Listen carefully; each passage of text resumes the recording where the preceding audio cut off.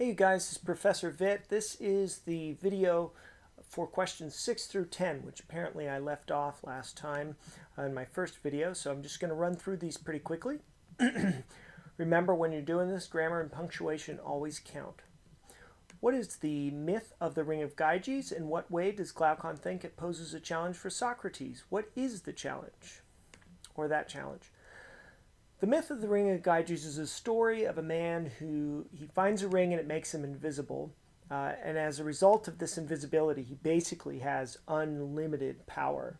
So Glaucon thinks this poses a challenge for Socrates because Glaucon seems to think that this story demonstrates that no one would act justly other than for the sake of consequences that it produces.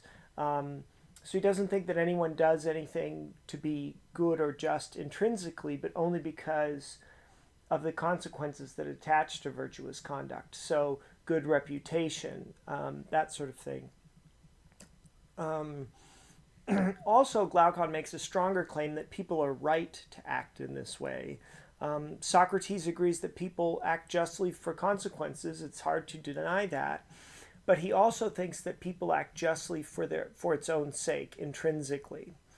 Yeah, so there you are. Okay, number 7.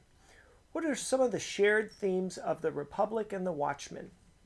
So there are lots, but we have a nice little summary here. Among the many shared themes of the Republic and the Watchmen are the nature of justice, moral psychology, and I'm going to say the use of myth.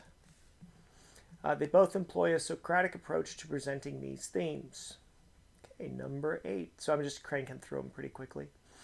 What is Cephalus' notion of, or Cephalus? What is Cephalus' notion of justice? What is a critique of this notion? Remember, Cephalus is the older, more successful individual, and he thinks that justice is paying his debts. A critique of this states, look, justice would have to be universal. I could imagine a case where you wouldn't want to return something to someone that they own. You wouldn't want to return a debt. And so he comes up with this case where someone is crazy and using a weapon. You can use the case where Allen Iverson is making a lot of money, but he's spending it and his friend won't return it. Yeah, that's Cephalus' notion of justice. Remember, it's essentially a counter-argument that Cephalus is presented with, and that is enough to get him to leave the Republic. The book, anyway. Right, so tradition has no place in the Republic. What is Polemarchus' notion of justice? What is a critique of this notion? Remember, Polemarchus, you should think of the Kennedys and this notion that justice is doing good to one's own and hurt to others. And a critique here is that you don't know who is your own and who are others. So you can be mistaken as to who your friends are or who the people in your group are. And of course, we discussed in class the Jonestown Massacre. All right, what is Thrasymachus' notion of justice? Thrasymachus argues that justice is the advantage of the stronger. Examples from class would include various tax breaks that favor individuals with stronger political influence.